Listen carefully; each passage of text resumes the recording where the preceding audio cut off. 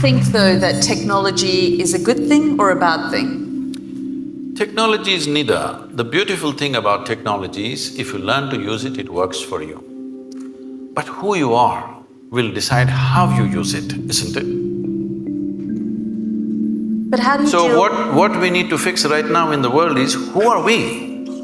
This is what we need to fix. We've all become many things which we are not. Essentially, we are born as life on this planet. Rest of the things are taught to us, isn't it? Stop teaching all this stuff which makes us something other than human beings.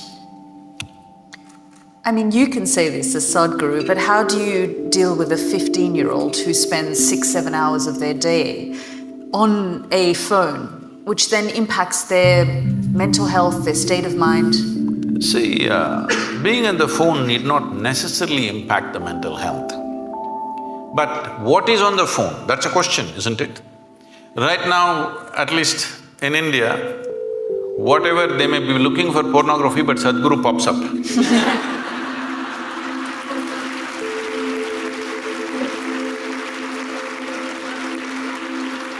I'm telling you, I'm saying this with a certain glee because you know, I'm just walking in Bangalore city. Some 12, 13-year-old boys, a bunch of them, they say, "Hey, Sadhguru, Sadhguru," and they come running. I said, "Hey, you idiots, how do you know who I am?" They said, "No, we watch your videos, Sadhguru." I said, "What? Your mothers must be forcing you to watch my videos?"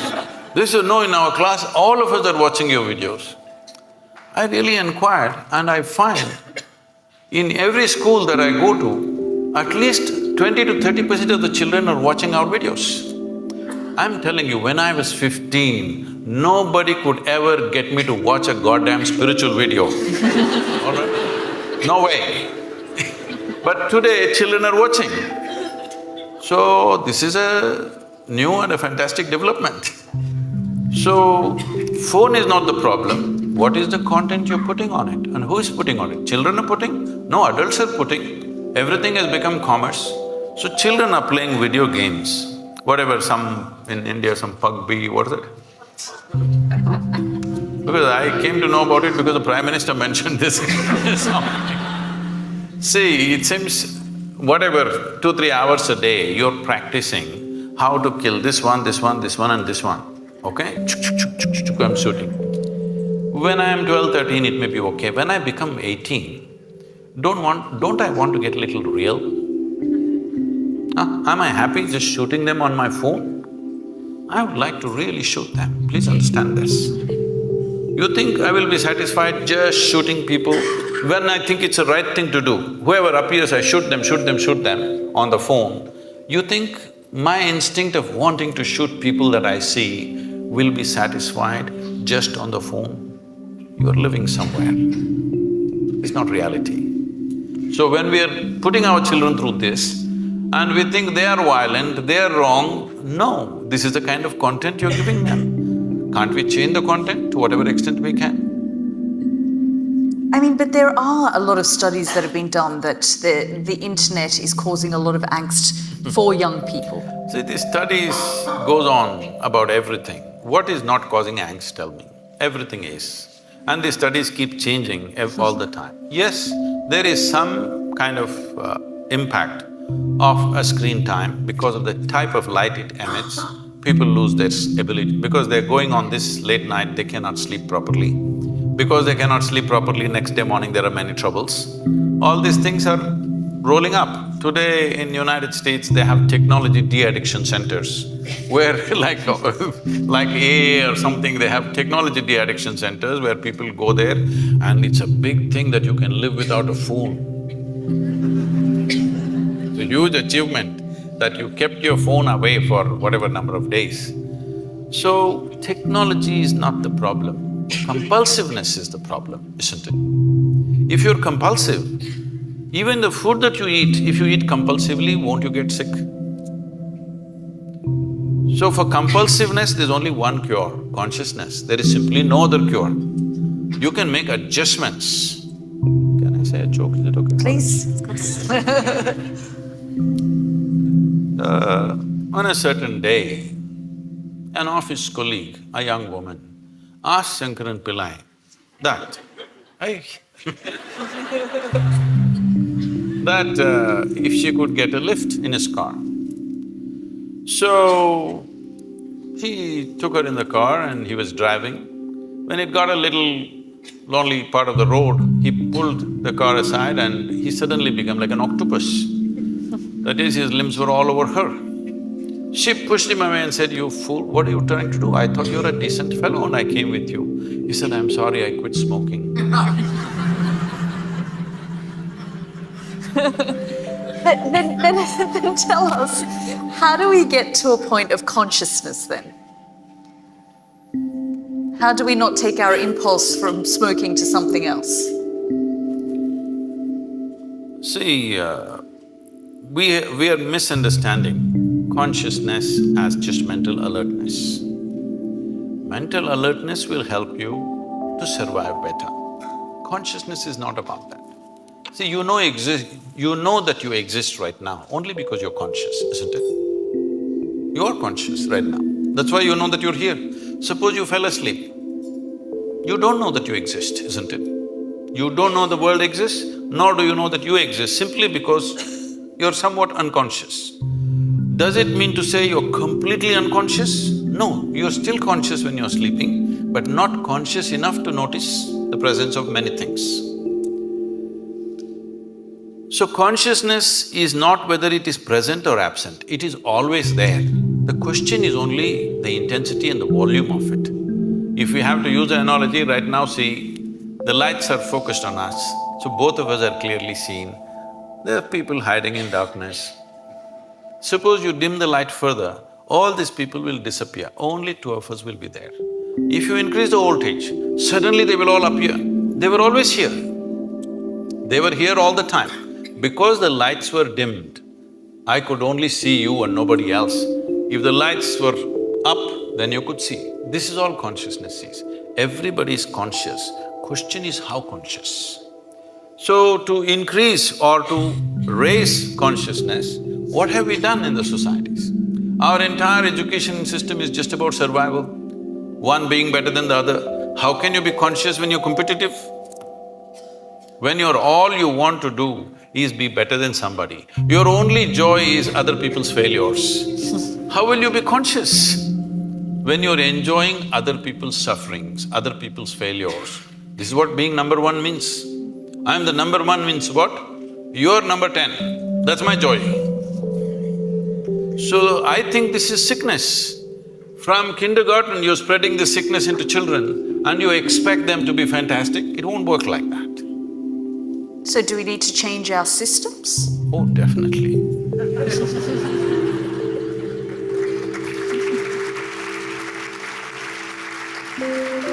See, right now, it is anyway going to change in the next 5 to 10 years, not because people are going to become conscious, simply because of artificial intelligence. For a long time, I always wondered, even when I went to the school, an idiotic person who's read a book a few years ahead of me suddenly is acting like they're something superior. Just you read a book few years ahead of me, and how come you're so superior? I don't understand this. If you're a scholar, you read a few books. If you're a religious person, you read just one book and somehow you're superior. How come just by reading one book ahead of me, you become a superior life? All this is going to be demolished in the next 5–10 years' time. My phone will be able to do 10 PhDs a day. It has enough memory to do that. So all scholars, religious people, people who just keep on vomiting their stuff that they've read elsewhere, this will be nothing. This will be nothing. So, there was a time, I remember this very well, in Mumbai port, when the first gantry was installed to load and unload the ships, about 35–40 years ago maybe.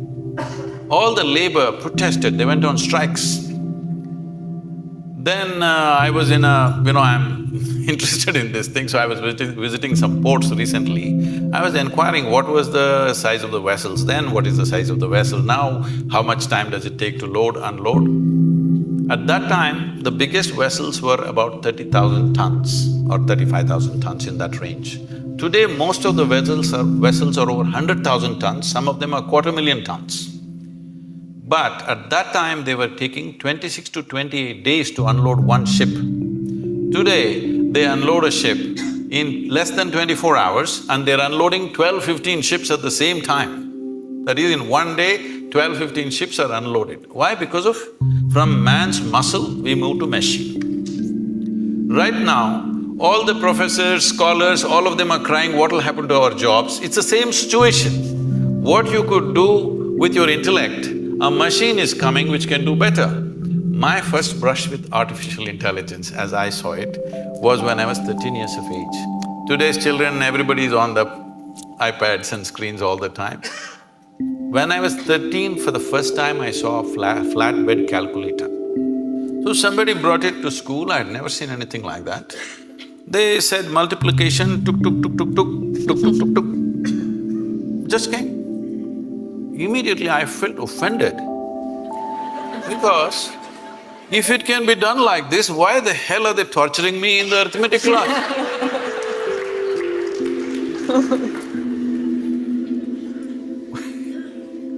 So then I imagined if there was a calculator for physics, chemistry, biology, everything, how wonderful. It took 50 years, now it's coming.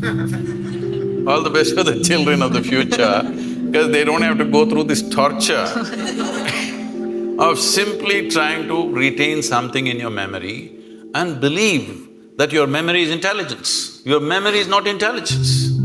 Your memory is a certain capability, all right, but intelligence is a different dimension of life. Consciousness means pure intelligence, unsullied by memory.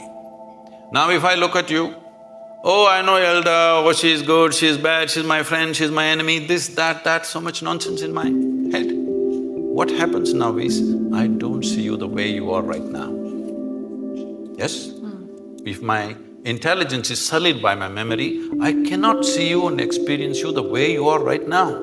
If I don't see you right now the way you are, I cannot see this flower the way it is right now, I cannot see the sunrise, I cannot see the sunset. For everything I have a stupid meaning in my head.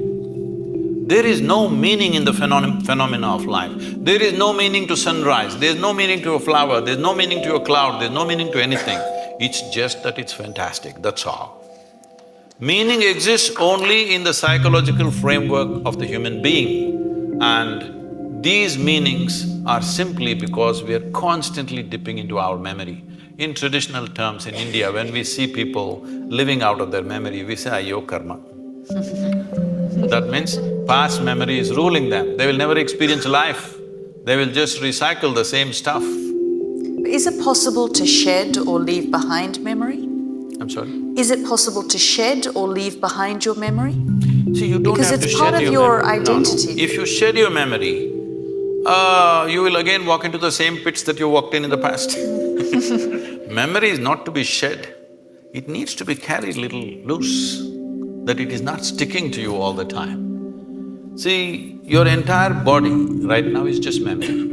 There is evolutionary memory, there is genetic memory, there is karmic memory, there is conscious, unconscious levels of memory, articulate and inarticulate levels of memory. In yoga, we identify your existence as 8 dimensions of memory. This whole thing is memory, isn't it? See, you may not remember how 10 generations ago your great-grandmother looked like, but her nose is sitting on your face. Body remembers, isn't it? 100%. It doesn't matter where you go, what you do in your life, this body retains every bit of that memory, isn't it? So, this existence is memory, but do you want to use this body and this bank of memory that you have in your mind as a platform upon which you sit, or do you want to carry this on your head? This is the difference. Being conscious means you sit on this platform. Being unconscious means you carry it on your head, the burden of it. You mentioned artificial intelligence. Are you worried about the future? No, this is the best time for me.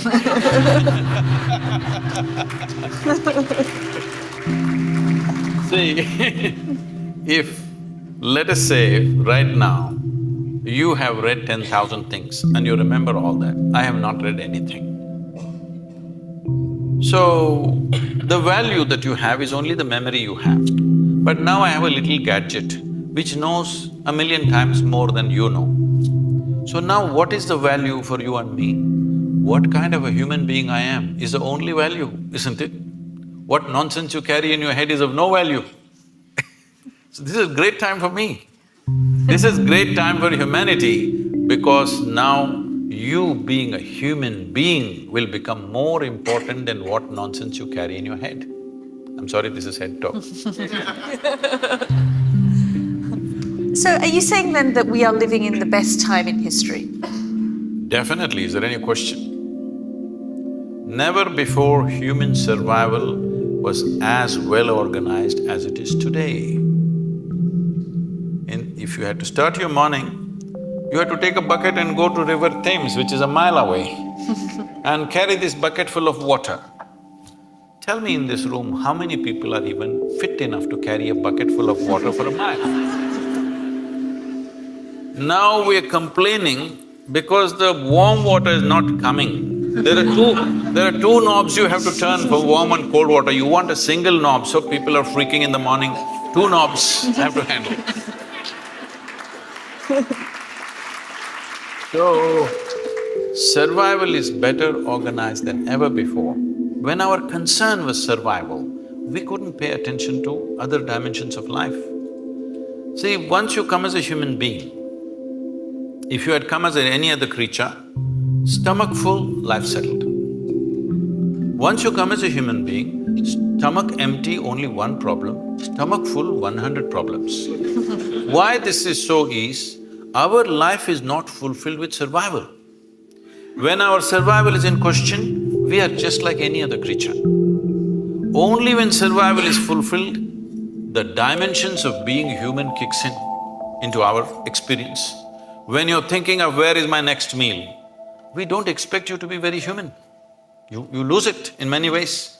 Now survival is settled for a large part of humanity. Unfortunately, there's still populations for whom it's still a struggle. But I would say at least for 60% of the population on the planet, for the first time, survival is better organized than ever before. The world is safer than ever before, though people are constantly complaining. Well, you're talking about Sri Lanka, yes, it's an unfortunate incident. But 1,000 years ago, if 1,000 people died just 100 miles away, you would be sitting here thinking world is super peaceful. Yes or no? Today it's because of BBC that somebody dies somewhere, the blood flows into your sitting room. It's a good thing, at least your humanity is being evoked, otherwise it'll sleep. So I'm saying, in terms of violence, we are more peaceful than ever before. Our survival is organized better than ever before, and above all, our ability to communicate is better than ever before. These are not small things. Now the question is, what are we going to communicate? Are we going to abuse each other? Are we going to throw dirty things at each other? Or are we going to do something that will transform us as a generation, because this is our time on the planet? Are we going to make this the greatest time in the world ever? Or are we going to let this pass? That's all we have on our hands. What else do we have? That's all we have. All we have is a little bit of time, isn't it? Hello? All we have is a little bit of time. But most people think they're immortal. That's why they don't do anything. Because they think only other people die. They don't understand you and me will die. When we are born, we are geared to die. So it's only a question of time.